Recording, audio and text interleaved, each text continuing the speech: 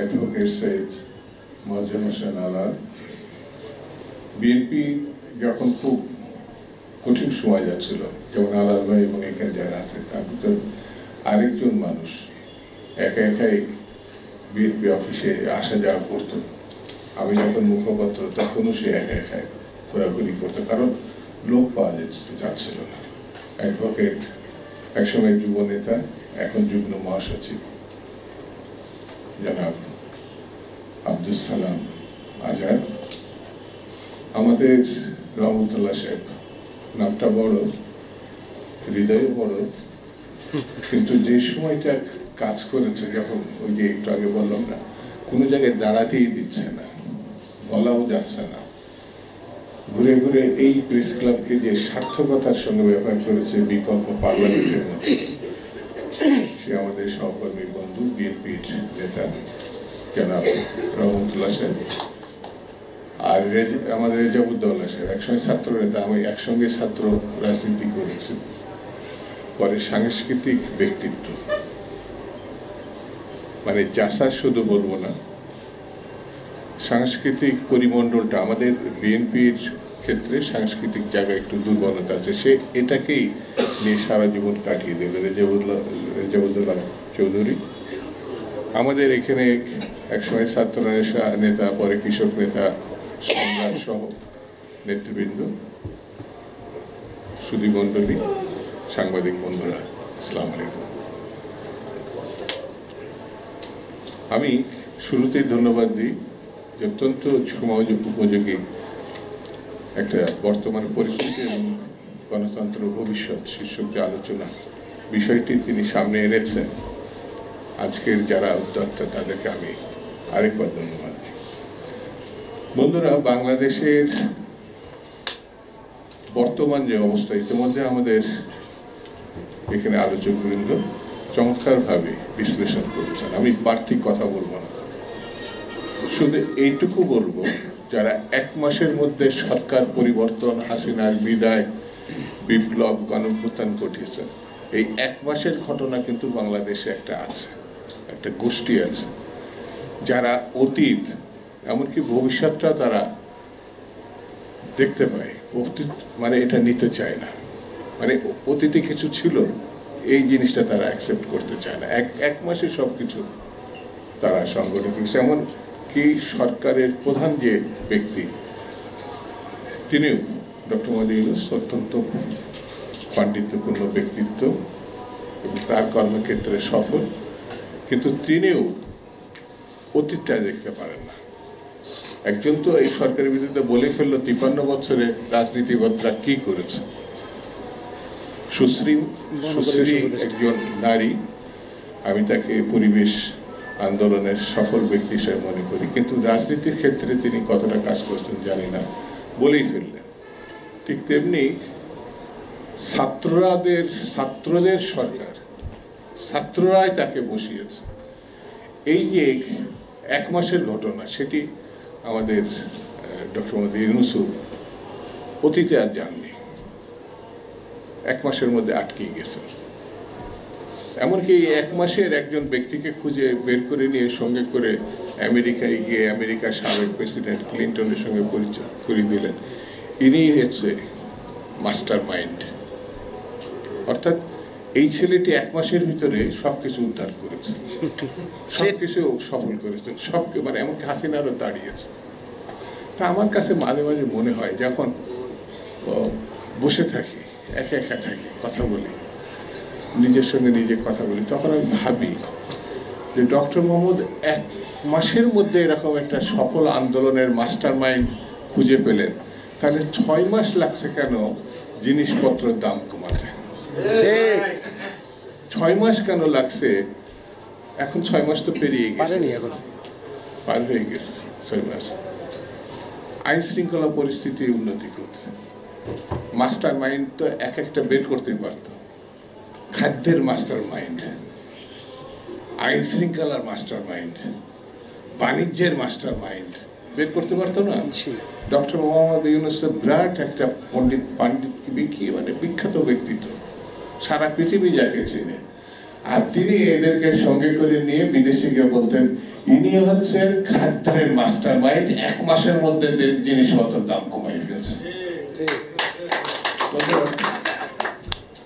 সবকিছুর একটা সুস্থতা আছে, শয়তানিরও একটা সুস্থতা আছে। এই কটা লোক গত 6 মাসে বাংলাদেশে যা করেছে, যা স্বীকার অস্বীকার করেছে, সেটা খুব ভয়ঙ্কর, খুব ভয়ঙ্কর। যেমন এক শ্রেণীর খেলোয়াড়ই বলবো, এটা তৈরি হয়েছে জাতীয় ইলেকশনের আগে স্থানীয় ইলেকশন করতে হবে। খুঁজে খুঁজে দেখবেন এই কথাগুলো যেখান থেকে বেরিয়ে আসছে, তার 71 সালে মুক্তিযুদ্ধের সময় পাকিস্তান টিকিয়ে রাখতে চাইছে, যারা 2-3% বেশি ভোট তাদের নাই। এটা ভালো করে সুস্থতার সঙ্গে চিন্তা করে দেখবেন। এদের চেহারা, চালচলন, কথাবার্তা সব সময় একটা গোষ্ঠীর মধ্যে আটকে থাকে। সুস্থতার রাজনীতি, সুস্থ রাজনীতি, গণতান্ত্রিক রাজনীতি, আগে তো এরা ইসলামী বিপ্লবের কথা বলতো, এখন সেই বিপ্লব বাদ দিয়ে ভোটের রাজনীতিতে আসছে। ভোটটাও যাতে সুষ্ঠুভাবে না হয় সেই বিধি ব্যবস্থার মধ্যে তারা দেশটাকে নিয়ে যেতে চাচ্ছে। আমার এলাকায় আমি যখন নির্বাচন করি 96-এ, তখন আমার দল নেতৃবৃন্দ, তার ভিতরে একজন এখানে বসে আছে, ওই যে আমাদের সংক্ষেপে নাম টিলু ভাই, রাজনীতি করছে। তো একটা গোষ্ঠী এসে, আমি নাম বলবো না, তারা এসে বললো যে এই জায়গায় আমরা আপনাদের পক্ষে কাজ করছি, মানে বিএনপির বাইরের লোক, এই জায়গায় এই অমুক জায়গায় থানা, ইউনিয়ন ওয়ার্ডে। তো তারপরে বললাম তো করেন, অসুবিধা কি, আমাদের পক্ষে কাজ করছে। বলে ভাই আরেকটা ফর্দ বের করে ফেললো, আমাদের 40 লাখ টাকা খরচ হবে, 40 লাখ টাকা দিতে হবে। আমি বললাম এই 40 লাখ টাকা, আমার ইলেকশনই বাজেট তো 12 লাখ টাকা আমার এলাকার, কারণ আমার থেকে যে টাকা এটা লাগেই নাই। আমার এলাকার ইউনিয়ন, ওয়ার্ড, এমনকি আপনাদের কাছে আজকে বলি, বিএনপির পক্ষে ঘরের গৃহবধূরা পর্যন্ত তাদের জমানো টাকা খরচ করেছে। 96 যখন বিএনপিকে হারিয়ে দেওয়া হলো পরিকল্পিতভাবে, সব থেকে বড় বিরোধী দল তখন 96, সেই গোষ্ঠী এখন আবার তৎপর, যারা টাকা ছাড়া কিছু বলে। আপনার কেউ কেউ হয়তো 5-10 হাজার টাকা চাঁদাবাজি করছে না আমি বলবো না, হয়তো কেউ কেউ করছে, কিন্তু ব্যাংক দখল করে ফেলেছে, কোচিং সেন্টার দখল করে ফেলেছে, 20 তলা হাসপাতাল দখল করে ফেলেছে। এদের কথা কোনো জায়গায় পত্রিকা লেখারও সাহস পারে নাই, আলোচনায় হয় না, এটা তো জানেন। এরা তৎপর। তাহলে গণতান্ত্রিক বিধি ব্যবস্থা যারা পছন্দ করেন তাদেরকে আরো তৎপর হতে হবে, আরো ঐক্যবদ্ধ হতে হবে, আরো সতর্ক হতে হবে, না হলে ভবিষ্যৎ খারাপ। খারাপ এই কারণে বলছি, ক্ষমতার চেয়ারে যারা একবার বসে সহজে এটা ছাড়তে চায় না, তারা বুঝতেও চায় না এটা তাদের কাজ না। যেমন রাজনীতিবিদরা এনজয় করতে যায় না, তারা সাধারণ মানুষের কাছে যায়। এনজিওর যে অত্যাচার, তাদের থেকে রক্ষা পাওয়ার জন্য রাজনীতিবিদের কাছে তারা আসে। কেউ কেউ গলায় দড়ি দেয়, তারা এত হতাশ হয়ে যায়। কিন্তু রাজনীতিবিদরা একমাত্র বাংলাদেশ শুধু না, সারা পৃথিবীতে স্বপ্নের জাল বলতে থাকে। কখনো সফল হয়, জনগণকে কখনো সাফল্য দিতে পারে, কখনো নাও দিতে পারে, কিন্তু শেষ বিচারে রাজনীতিবিদরাই দেশ পরিচালনা করে।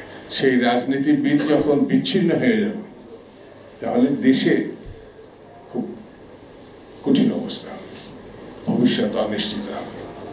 সেই জন্য রাজনীতিবিদদেরকে যারা ছোট করছে, তারা আসলে স্বৈরতান্ত্রিক ব্যবস্থারই প্রতিচ্ছবি তুলে ধরেছে। রাজনীতিবিদদেরকে বলছে না 53 বছরে কি করেছেন, আরে কি ঘটনা, 53 বছরে বাংলাদেশ স্বাধীনতা আসছে, রাজনীতিবিদরা করেছে। তার আগে পাকিস্তানে আমলে 21শে ফেব্রুয়ারি ছাত্ররা মানে রাজনীতিবিদ, ৬২ ছাত্র আন্দোলন, ৭১ মুক্তিযুদ্ধ, তারপরে শেখ মুজিবের বিরুদ্ধে যে গণ আন্দোলন এবং একসময় তার পতন, এর প্রেক্ষাপট রাজনীতিবিদরা তৈরি করেছে। তবে শহীদ জিয়া রহমানের মতো এত বড় রাজনীতিবিদ আর কি বাংলাদেশে কেন, পৃথিবীতে আছে কিনা আমার সন্দেহ। এটাকে আপনার চোখে পড়লো না? গণতন্ত্র মানে ফ্যাসিবাদী একদল থেকে শহীদ জিয়া রহমানই তো বহুদলীয় গণতন্ত্র ফিরিয়ে আনলেন। এটা রাজনীতিবিদ না? সকল সংবাদপত্র উন্মুক্ত করে দিলেন যে 4টি বাদেশ ছিল। এটা কি রাজনীতিবিদ না? করে নাই? এগুলো চোখে দেখতে পাচ্ছে না। বেগম খালেদা জিয়ার রাজনীতি দীর্ঘ 9.5 বছর যে আন্দোলন সংগ্রাম এবং সামরিক স্বৈরাচার হোসেন মোহাম্মদ এরশাদকে বিদায় করা, আর একটি নেতৃত্ব যার নাম আপোষের নেত্রী, চোখে পড়ে না? বেগম খালেদা এই যে সর্বশেষ একেবারে মৃত্যু পথযাত্রীর মতো তিনি অবস্থায় পড়ে গেছিলেন। একমাত্র নেত্রী দেশনেত্রী বেগম খালেদা, চোখে পড়ে না? আর তারেক রহমান যার নির্বাসনে প্রায় পুরো জীবনটাই তো বিদেশে কেটে গেল, চোখে পড়ে না? খালি একবার ছাত্রদের কাঁধে পা উঠিয়ে আপনার খপনা মসনদে বসেছে। রাজনীতিকে ছোট করবেন না, রাজনীতিবিদদের ছোট করবেন না, আন্দোলনকারীদের ছোট করবেন না, তাহলে দেশ থাকবে না। জনগণকে সংগঠিত করতে হলে আমাদেরকে ঐক্যবদ্ধ হতে হবে এবং সতর্ক হতে হবে। চারিধারে ষড়যন্ত্র। দেখেন না, পার্শ্ববর্তী দেশের মিস্টার মোদি আমেরিকায় গেছে, কার পক্ষে দুতিয়ালি করতে? বাংলাদেশটিকে একেবারেই ধ্বংস করে দিয়েছে, একেবারে শেষ করে দিয়েছে, গণহত্যা চালিয়েছে, ব্যাংক ব্যবস্থা একেবারে লুটপাট করে সর্বশান্ত করেছে, এই দেশটাকে একেবারে যে শেষ করে দিল। তাকে কোলে রেখে তিনি তার পক্ষে দুতিয়ালি করতে গিয়েছিলেন আমেরিকা। আমেরিকা ভালো জবাব দিয়েছে, সেটা তো বলতে পারছে না, আড়ালে বলছে এখন নাকি দায়িত্ব ভারতের হাতে দিয়েছে। এইসব বাহানা করে কোনো লাভ হবে না। ভারতের জায়গায় থাক, বাংলাদেশ বাংলাদেশের যায় থাক। এখানে কৃতদাসের শাসন মানুষ বরদাস্ত করে না, এটা বাস্তবতা। সেই জন্য আমাদের বন্ধু থাকতে পারে, কিন্তু প্রভু তো আমরা গ্রহণ করি না। এটা আমাদের নেত্রীর কথা। তিনি বিদেশে বন্ধু চাইছেন কিন্তু কৃতদাস চাননি, সেই জন্য কৃতদাস হতে চাননি। সেই জন্য বন্ধুরা, আমি আর বেশি কথা বলবো, শুধু এতটুকু বলি, এক জায়গায় থাকতে হবে, এক থাকতে হবে। 16 বছর 17 বছর ধরে যে লড়াই করেছেন, সংগ্রাম করেছেন, তার ফসল আমাদের ঘরে তুলতে হবে। আর সেই ফসল হচ্ছে একটি নির্বাচিত গণতান্ত্রিক জনসমর্থিত রাজনৈতিক সরকার। এই সরকার যতক্ষণ পর্যন্ত আমরা প্রতিষ্ঠা করতে না পারবো, ততক্ষণ আমাদের কাজ শেষ হয়েছে এটা আমাদের ভাবার কোনো কারণ নাই। সেই দিকে আমাদেরকে এগিয়ে যেতে হবে। সকলকে ধন্যবাদ। খুদা হাফেজ। বাংলাদেশ জিন্দাবাদ। সম্মানিত প্রধান অতিথি আমাদের প্রিয় অভিভাবক জননেতা শামসুজ্জামান দুদু।